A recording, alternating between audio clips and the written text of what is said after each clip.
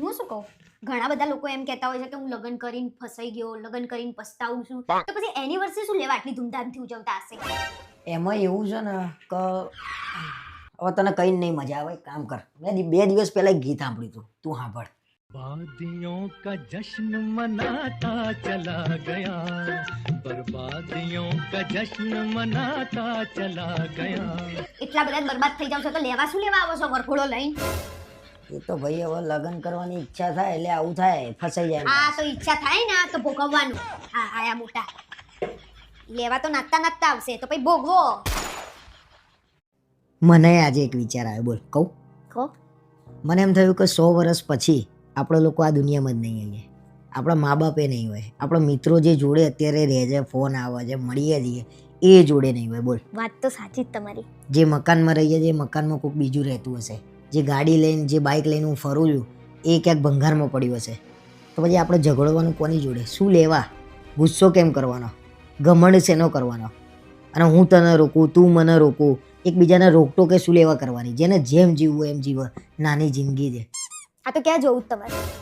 ક્યાંય નહીં જવું. કેમ? અરે બોલો, તમારે ક્યાં જવું છે એમ? અરે એટલે બધા ભાઈબંધો ગોવા જવાનો પ્લાન કરતા હતા.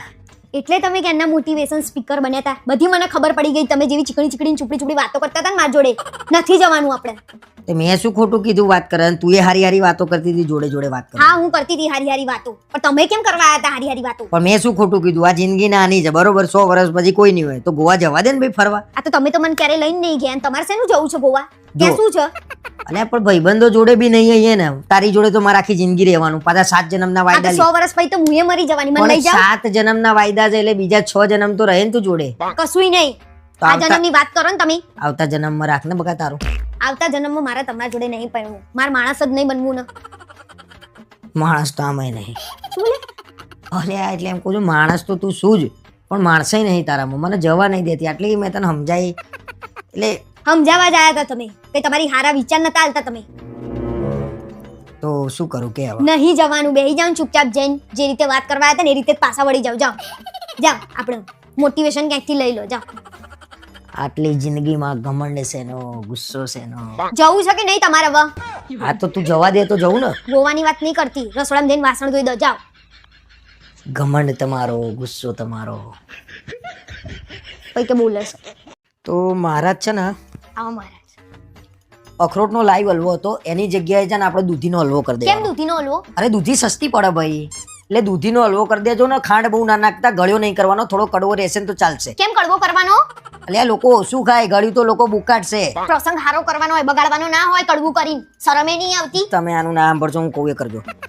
ડુંગળી બટાકાનું એક શાક કરવાનું. ડુંગળી બટાકાનું શાક જોયું તું ક્યાંય? પનીરનું કરવાનું હોય. અરે હું બધા કરતા અલગ કરીશ. શું અલગ કરશો? કરો તો આગળ. હા, બીજું શાક છે ને કોબીજનું કરી દેવાનું. કોબીજનું શાક હોય ક્યાંય? એ સલાડમાં હોય. કોબી તો મારે જોઈએ જ નહીં. પણ સલાડ નહીં રાખવાનો, એટલે કોબીજનું સલાડ અને કોબીજનું શાક બધું મિક્સ થઈ ગયું. કોબીજ મારે જોઈએ જ નહીં મહારાજ, તમને કહી દીધું. હા તો એક કામ કરો, દૂધી હલવો કરવાનો છે ને તો દૂધી વધારે મંગાઈ દે. દૂધી ચણા દાળ, દૂધી ચણા. બધું દૂધી દૂધી થઈ જશે. અરે પણ ભાવે એવું તો. દૂધી ચણાનું શાક હોય ને જે, એ તેજ હોય, અને દૂધીનો હલવો ગળ્યો હોય, એટલે અલગ થઈ જશે બે. હા હા, હવે ફરસાણમાં શું છે એ કહો. ફરસાણમાં કઈ નહીં રાખવાનું, તેલમાં તળેલું હોય, એનાથી કોલેસ્ટ્રોલ આવી જાય. તમે બીજાને ત્યાં ખાતા હતા ત્યારે કોલેસ્ટ્રોલ નતું થતું, અને તમારામાં કોલેસ્ટ્રોલ થઈ જાય છે. રાખવાનું છે કઈક. એ તું ખોટી આવી ગઈ ભાઈઓ. હા રે, હું રાખી દે બસ. અને દાલ ફ્રાય જીરા રાઈસ જે લખાયું તું એની જગ્યાએ ખીચડી કઢી. ખીચડી કઢી હોય? આ મેચિંગ કર્યું તો દાળ ભાત જ જોઈએ. મારા ફૂલ દેશી ભાણું જમાડવાનું છે, જેનાથી કોઈના પેટમાં તકલીફ ના થવી જોઈએ. બીજાના ત્યાં જાવ છો ત્યારે તો મંચુરિયન ને પિઝા ને એવું હોતો છો. આ એમાં કેવું ખાટા ખાટા ઓળકાર આવે છે. તમારામાં નહીં આવે? ના આવે ને, આપણે દેશી રાખવાનું છે એટલા માટે. હવે બધું મૂકો. લિક્વિડમાં શું રાખ્યું? લિક્વિડમાં છાશ રાખી. શું રાખ્યું છે? છાશ. હવે આ બધું મૂકો. મહારાજ હું તમને ફોન કરીને મેનુ કહી દઈશ, બાકી તમે અત્યારે અહીંયાથી જાઓ. અહીંયા પરિસ્થિતિ બહુ ખરાબ થવાની છે. જાઓ તમે અહીંયા. પરિસ્થિતિ બગડક ના બગડક, મહારાજજી એક વાત કેવી છે, આ ભલે બોલે રાખ. જુઓ મહારાજ, ડીશ છે ને, ડીશ જે વેચવા ઉભો રહે ને એને એટલું કહી દેજો, જે ચાંદલો લખાઈને આવે ને એને જ ડીશ આપજે.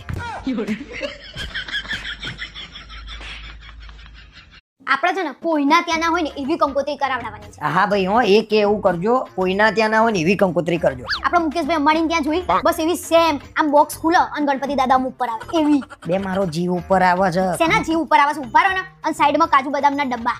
અરે કાજુ બદામ આખા ખાનદાનમાં કોઈએ જોયા નહીં, ના વેચવા નીકળી છે. અમારા ખાનદાને તો બહુ જોયા, તમારા ખાનદાને નહીં જોયા ને એટલે નવાઈ લાગે છે. એ આની વાત સાંભળીને ભાઈ તો બધું બરબાદ કરશે. આ બોલો તો બોલો. એક જ પત્તામાં આગળ પાછળ છાપીને આખી કંકોત્રી પૂરી કરી દેજો. એક પતંગ થોડી કંકોત્રી આવે યાર. કોઈ બુદ્ધિ જેવું છે કે નહીં તમારે? તો શું કરવાનું તારે? કુટુંબવાળાના નામ ના હોય? કુટુંબવાળાના નામ નહીં લખવાના, એ ભૂલી ગયા છે નામ, યાદ નહીં હોય એમને એમના નામ. હા ચલો એ કુટુંબવાળાનું નામ જો ટંકો તો લખાવડાવવાનો. શાનો ટવકો? એ જલુલ જલુલ થી આવજો ને પલુલ પલુલ થી તો જ આવશે, એ લોકો નહીં લખવાનો ભાઈ. બધે એવું ના હોય, તમારી બધે ના ચાલે. અને હા કંકોત્રીમાં એટલું તો લખવાનું કે ગિફ્ટ સ્વીકાર નથી. હા એ વાત એની ખરી છે. કોઈ પણ જાતની ગિફ્ટ લેવામાં નહીં આવે, ઓનલી કેશ. 500 રૂપિયાનું કવર મિનિમમ આપવું પડશે અને ઘર દીઠ એક વ્યક્તિ. એક વ્યક્તિ હોય, બીજાના લગન હોય ને તાર આખું ઘર ટેમ્પો ભરીને જાય પણ છે. એ લોકો અને લખીને- પોતાના પ્રસંગમાં અરે એ લોકોએ લખીને ના આલ્યું હોય તો પછી બધા જઈએ જ ને ભાઈ, લખીને આપવું પડે એક જણ બે જણ. ચીકણાઈની એ હદ હોય બધી રીતે. ઠીક. આવો દિલદાર થઈ જવું તાર જેવો. મુકેશ કાકા જેવી કંકોત્રી, 2-2 લાખની કંકોત્રી, એટલે 4 કંકોત્રીમાં પ્રસંગ પૂરો. હા એ તો થોડું આમ દેખાડવું જોઈએ, લગનમાં જ દેખાડવાનું હોય હા બધું. પેલા જમણવારમાં મહારાજને બોલાય મેનુ નક્કી કરવા, તે પથારી ફેરવી નાહી ગયા બચારા. કશું નહીં, તમે બોલ્યા ને એટલે કઠિન ખીચડી તમે કર્યું. ફરી બોલાવું તો આવતી નહીં મેનુ નક્કી કરવા. આપણે એક કામ કરો, કંકોત્રી જ કરાવડાવી નહીં. હું ઘેર ઘેર બધાને જઈને કહી આવી, 2 રૂપિયા તમે બચાવો ને કંકોત્રીના. ચલો બચ્યા કઈ કશું બચ્યા નહીં, હજી તો ભાઈ જઈને પછી જુઓ તમે. ભાઈ હેડ જે બાર નકા હશે ને, તું જઈને તો મને તોડી નાખશે. કેવા બનાવ્યા ઢોસા? સાચું કહું દિલથી, બહાર જેવી મજા ના આવી. બહાર જઈને તો કે ઘર જેવી મજા નથી, ઘરે બનાવીને તો કે બહાર જેવી મજા નહીં આવતી. તમારું તો કરવું શું મને તો એ જ નહીં ખબર પડતી. ક્રિસ્પી નતા, મારા ક્રિસ્પી કડક જોઈએ. અને મેં 50 વાર કીધું ઢોસા ઘેર નહીં બનાવવાના, મને સંતોષ વળતો નહીં. મારે નતા જ બનાવવા, પણ આ તો રિયા ભાભી ખીરું આપી જાય ને એટલે મેં બનાવી. શું વાત કરે છે? હા એવી આપી ગઈ છે. એવું છે તો એક કામ કર, ખાલી મને પ્લેન છે ને ઢોસા બની હાલ. મસાલો કોને બનાવ્યો છે? મેં આ બનાવ્યો. તો મસાલો ના રાખતી. સંભાર કોને બનાવ્યો છે? એ મેં જ આ તો બનાવ્યો. સંભાર ના હાલતી. મને પ્લેન બની હાલ મસ્ત. પણ તમને તો હમણાં ક્રિસ્પી નતા લાગતા ના. અરે. મેં બનાવ્યું એ જ નહીં ખાવું. એવું નહીં, ઢોસા મસ્ત બન્યા છે, અંદરનું મને થોડું કચાશ લાગી એટલે. હા હવે બધી કચાશ લાગશે તમને. અરે પણ ખીરું તો જો સુગંધ આવે છે ગુલાબ જેવી આ. ખીરમથી સુગંધ આવો કોઈ દિવસ? અહીંયાથી જાવ ને તો નાકે ચમચો અડાડી દે ને તો સુગંધી આવવા મળશે બધી. અને હું શું કહું, આ ઢોસો હું પતાઈ દઉં છું, બહુ મજા આવી ગઈ. અને 5-6 ઢોસા બીજા બનાવી હું એમના ઘેર જઈને આપી આવું. શું લેવા? એટલે એમને મને ખીરું મોકલાવ્યું સ્પેશિયલ મારા માટે. મારા માટે? એટલે આપણા માટે મોકલાવ્યું, તો આપણે આપવાની ફરજ નહીં. એ એકલી પડોશી ધર્મ નિભાવો, મારા પડોશી ધર્મ નહીં નિભાવવાનો. હવે નિભાવવા વાળી એમને બનાયા ને બધું એટલે તો ખીરું આપ્યું છે. અહીંયાથી જાવ ને અહીંયા. હું ખાઈ લઉં છું આટલું, તું બનાય, હું આપવા જાય. બરોબર? બહુ પડોશી ધર્મ નિભાવો છો, જાવ અહીંયાથી. શોખ તો જોવાય ને ઘેર જવાનો. બનાવું છું ને. કશું પેપર મળશે ને, મસાલો ખાવો ને તો જ મળશે. પેપર ખાવું છે. આવી ગયો તમે? હા આવી ગયો. શું કીધું ડોક્ટરે?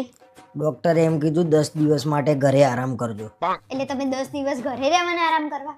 લગ્ન કરેલા માણસને ઘરે આરામ મળે ખરા? એટલે હું નોકરી તો જવાનો. બધી તકલીફોની વાત કરીને ડોક્ટરને?